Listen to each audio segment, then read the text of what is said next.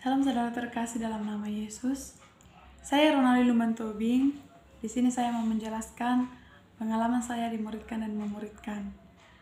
Sebelum saya mulai, saya mau membacakan ayat firman Tuhan kepada kita semua dari Matius 13 ayat 10 dan ayat 11. Demikian firman Tuhan. Maka datanglah murid-muridnya dan bertanya kepadanya, "Mengapa engkau berkata-kata kepada mereka dalam perumpamaan?" Jawab Yesus, "Kepadamu diberi karunia untuk mengetahui rahasia kerajaan sorga, tetapi kepada mereka tidak." Dari dua ayat ini menjelaskan bahwa kepada murid, Yesus memberitahukan rahasia kerajaan sorga. Sementara kepada orang banyak yang berbondong-bondong mengikuti Yesus, Yesus mengatakan banyak hal di dalam perumpamaan. Pada tahun 2017, saya mengikuti pemuridan.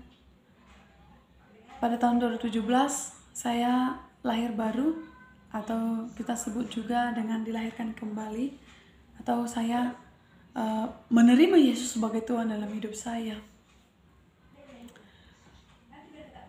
Pertobatan saya dimulai ketika saya mulai memberi diri saya untuk dimuridkan. Saya melihat pertobatan dari adik saya karena dia juga mengikuti pemuridan. Akhirnya saya secara sadar dan kerinduan di dalam hati bahwa saya juga ingin bertobat, saya juga ingin berubah. Saya datang ke sekretariat atau kantor Yayasan Giving Indonesia chapter Tarutung. Saya datang ke sana. Saya meminta kepada seorang kakak di sana untuk saya dimuridkan. Di dalam pemuridan banyak hal yang saya dapat, banyak hal yang saya alami. Proses demi proses. Saya diajari berdoa, saya diajari bahwa saya harus membaca firman Tuhan, saya diajari bahwa saya harus menjadi teladan di dalam keluarga, di dalam lingkungan saya tinggal, atau di dalam pergaulan saya. Saya banyak hal mengalami perubahan dalam hidup saya. Semuanya dimulai dari pemuridan. Saya percaya kakak rohani saya senantiasa berdoa untuk saya.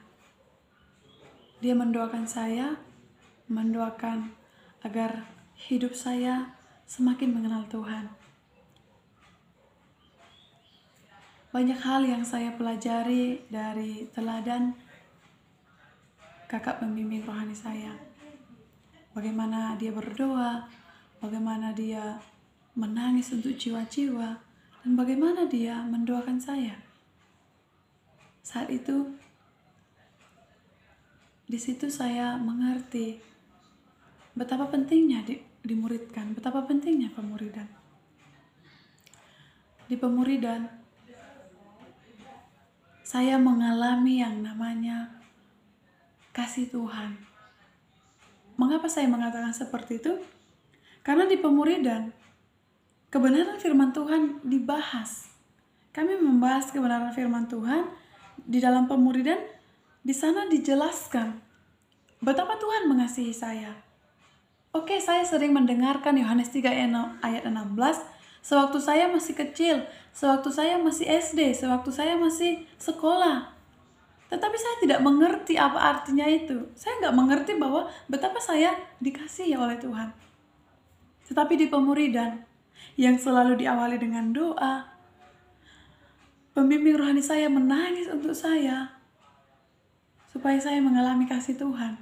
Di pemuridan banyak hal saya diberitahukan, dijelaskan, diajari, dididik, bahkan diproses hari demi hari. Saya mengalami pembaharuan pikiran oleh kebenaran firman Tuhan. Semuanya dimulai dari pemuridan. Lalu mengapa saya mau memuridkan? Saya mengalami kasih Tuhan di pemuridan. Saya mengerti bahwa Tuhan mengasihi saya. Saya memahami, saya menyadari, atau saya diberitahukan, saya diingatkan, atau saya disadarkan bahwa saya adalah milik Kristus, bahwa saya sudah ditebus oleh Yesus Kristus. Itu di pemuridan. Di sana lebih dalam digali tentang kasih Tuhan. Jadi di pemuridan bukan hanya bicara tentang membahas firman Tuhan, bukan hanya bicara tentang kebenaran firman Tuhan yang selalu diberitahukan, tetapi di sana lebih ke saya melihat kasih, saya mengalami kasih, saya menikmati kasih.